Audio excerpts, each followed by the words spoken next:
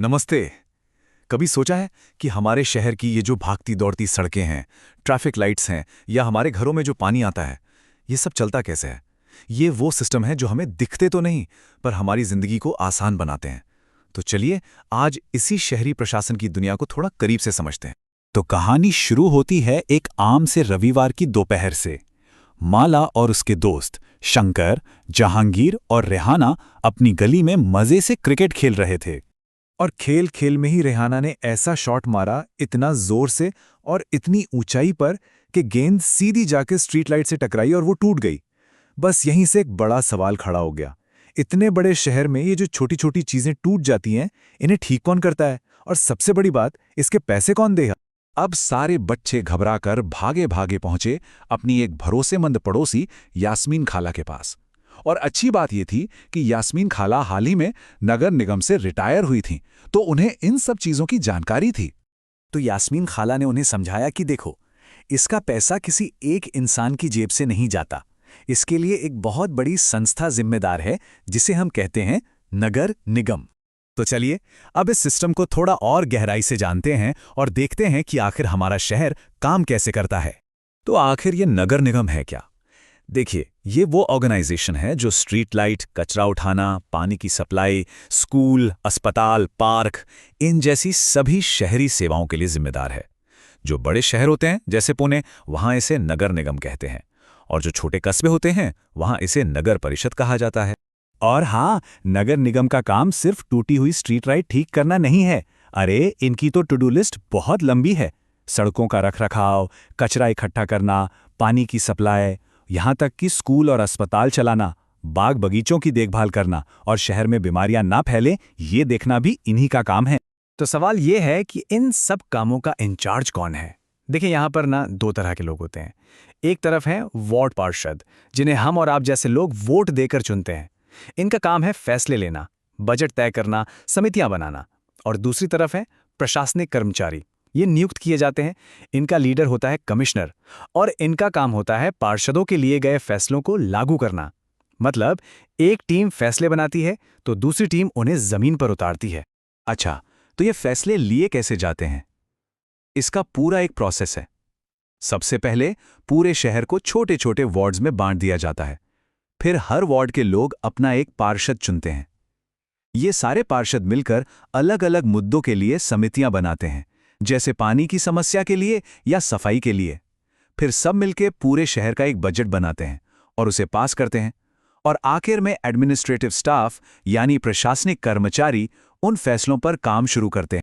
चलो, ये सिस्टम तो समझ में आ गया, पर एक बड़ा सवाल, इतने सारे कामों के लिए पैसा कहां से आता है? देखिए, शहर के बजट का एक बड़ा सोर्स है प्रॉपर्टी टैक्स, मतलब जो घरों और जमीनों पे टैक्स लगता है। पर मजे की बात यह है कि ये कुल बजट का सिर्फ 25 से 30% ही होता है। तो बाकी पैसा कहां से आता है? बाकी पैसा आता है दूसरे कई तरह के टैक्स से। इसका मतलब ये है कि शहर को चलाने में हम सब कहीं ना कहीं योगदान देते हैं। घरों पर, पानी पर, होटलों पर, दुकानों पर टैक्स लगता है। अरे, हम जो मूवी देखने जाते हैं ना, उस टिकट पर भी टैक्स लगता है। ये सब पैसा मिलकर ही शहर को चलाता है। लेकिन क्या हो अगर ये सिस्टम ठीक से काम ना करे? तब एक आम नागरिक क्या कर सकता है? चलिए अब एक दूसरी कहानी सुनते हैं, एक सामुदायिक विरोध की। तो हुआ यूं कि एक मोहल्ले में कचरा उठ ही नहीं रहा था। सोचिए, हर तरफ कचरे के ढेर, बदबू, मक्खियां, मच्छर, लोग बीमार पड़ने लगे थे। हालत इतनी बिगड़ गई थी कि बच्चों का गली में खेलना भी बंद हो गया था। और तभी उस मोहल्ले की एक महिला, गंगाबाई, ने एक बहुत ही पावरफुल बात कही। उन्होंने कहा, अरे, हमें वार्ड पार्षद के पास जाना चाहिए। आखिर हमने ही तो उन्हें वोट देकर जिताया है। ये होती है असली नागरिक शक्ति। और गंगाबाई सिर्फ बोली नहीं, उन्होंने बाकायदा एक प्लान बनाया। सबसे पहले उन्होंने कुछ और महिलाओं को साथ लिया। फिर वो सब मिलकर सीधे वार्ड पार्षद के घर पहुंच गईं और नारे लगाए। इसके बाद मोहल्ले के सभी बड़ों से एक पिटीशन साइन करवाई, और तो और वो पार्षद को भी अपने साथ लेकर कमिश्नर से मिलने चली गईं और साफ साफ कह दिया कि अगर काम नहीं हुआ तो इससे भी बड़ा प्रदर्शन होगा। अब कमिश्नर साहब ने बहाना बनाया कि जी, हमारे पास ट्रक कम है।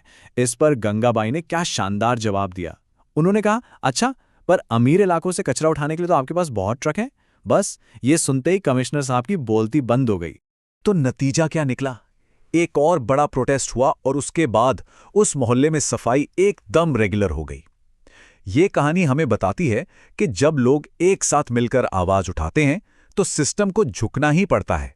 चलिए अब थोड़ा आज के जमाने की बात करते हैं। एक मॉडर्न शहर को चलाने में अब क्या नई चैलेंजेस सामने आ रही हैं।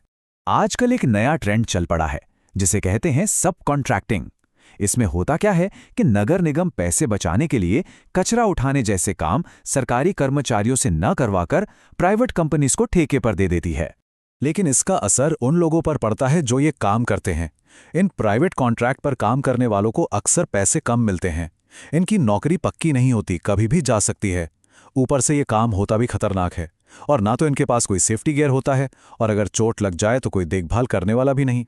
यहां दो तस्वीरें हैं जो पूरी कहानी बयां करती हैं।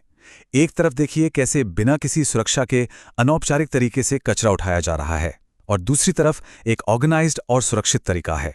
फर्क बिल्कुल साफ है। तो कहानी घूमकर वहीं आ जाती है जहां से शुरू हुई थी। बच्चे वापस यास्मीन खाला के घर भागते हैं और उन्हें याद आता है कि अरे, वो स्ट्रीट लाइट तो अभी भी टूटी हुई है। ये एक रिमाइंडर है कि ये जो छोटी छोटी समस्याएं हैं, ये हमारी रोजमर्रा की जिंदगी का हिस्सा हैं। तो आखिर में बस एक सवाल छोड़ जाते हैं। अपने आसपास, अपने मोहल्ले में देखिए, ऐसी कौन सी समस्या है जिसे ठीक करने के लिए एक गंगाबाई की जरूरत है? इस पर सोचिएगा जरूर।